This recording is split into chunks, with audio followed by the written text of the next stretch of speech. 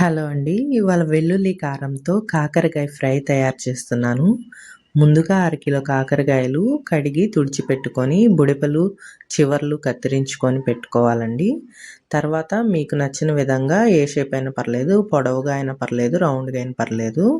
ఎలాగైనా సరే ముక్కలు మాత్రం ఈవెన్‌గా కట్ చేసుకోవాలి. అంటే ఒకటి ఎక్కువ, తక్కువ కాకుండా పల్చగా, మందంగా కాకుండా ఒకే విధంగా వచ్చేలాగా ముక్కలన్నీ కట్ చేసుకొని పెట్టుకోవాలండి. ముదురు విత్తనాలు ఏమైనా ఉంటే తినటానికి ఇష్టపడిన వాళ్ళు ఉంటే ఆ ముదురు విత్తనాలు తీసేసుకోవచ్చండి. అలా కట్ చేసి పెట్టుకున్న కాకరకాయ ముక్కలన్నీ ఒక గిన్నెలోకి ట్రాన్స్ఫర్ చేసుకొని ఒక అర స్పూను ఉప్పు, చిటికెడు పసుపు వేసి ముక్కలన్నిటికీ బాగా పట్టేలాగా కలుపుకోవాలండి.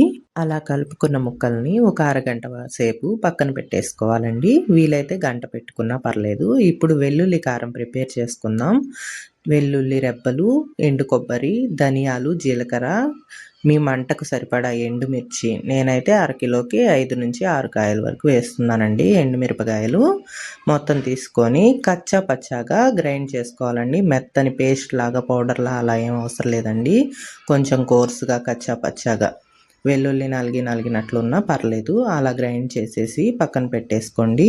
ముందుగా మనం పసుపు, ఉప్పు కలిపి పక్కన పెట్టుకున్న కాకరకాయ ముక్కల్ని మరొకసారి మంచిగా కలుపుకొని గట్టిగా ప్రెస్ చేస్తూ పిండితే ఆ జ్యూస్ అంతా వచ్చేస్తుందండి. అలా జ్యూస్ అంతా పోయేలా చేసుకోవటం ఇష్టం లేదనుకుంటే డైరెక్ట్గా అలానే ఫ్రై చేసేసుకోవచ్చండి.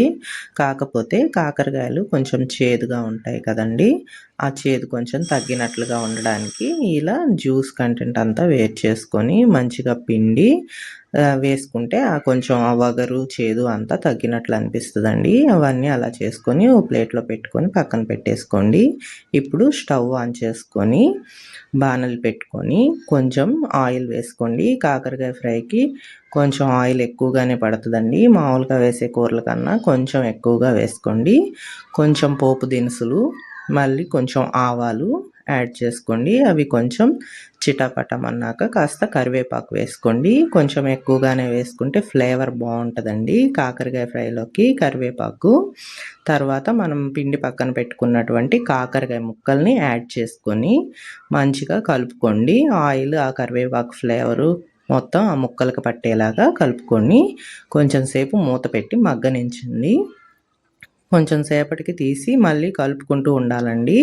అలా 2-3 సార్లు 20 నిమిషాల వ్యవధిలో కలుపుకుంటూ ఉంటే 20 మినిట్స్కి ఇలా మగ్గిపోయి కనిపిస్తాయండి. అప్పుడు ముందుగానే మనం ఉప్పు వేసుకున్నాం కాబట్టి ముక్కలకి చూసుకొని తగినంత సాల్ట్ వేసుకోండి. తర్వాత మనం రెడీ చేసి పెట్టుకున్న వెల్లుల్లి కారం ఉంది కదండి, అది స్ప్రెడ్ చేసుకొని ముక్కలన్నిటికీ మంచిగా పట్టేలాగా కలుపుకోండి సిమ్లో పెట్టుకొని.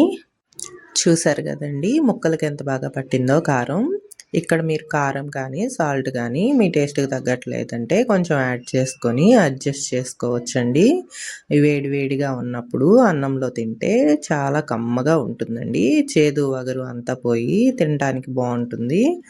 ఇక్కడ నేను తిని చూపిస్తున్నానండి. వేడి వేడి అన్నంలో కాకరకాయ ఫ్రై వేసుకొని.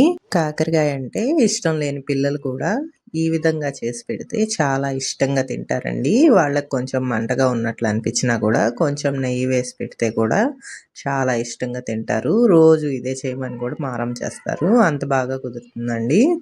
నాకైతే చాలా బాగా కుదిరిందండి. మీరు ట్రై చేసి చూడండి. Thank you.